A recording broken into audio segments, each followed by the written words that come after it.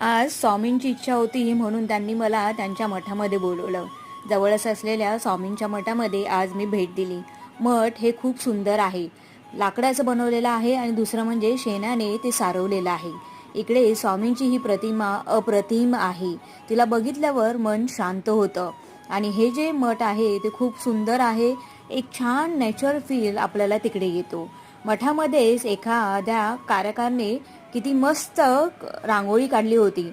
बघताना वाटतं की ही फ्रेम आहे, पण दत्तगुरूंची ही रांगोळी आहे. त्या कारागिराला सलाम.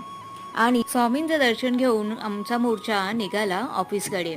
ऑफिसला जाताना गाडीमध्ये दुपारच्या वेळेस गाणी ऐकत जाणे हे खूप छान आणि मस्त होतं. थोडीशी थंडी फील होत होती आणि गाडीतून आम्ही आमचा प्रवास चालू केला.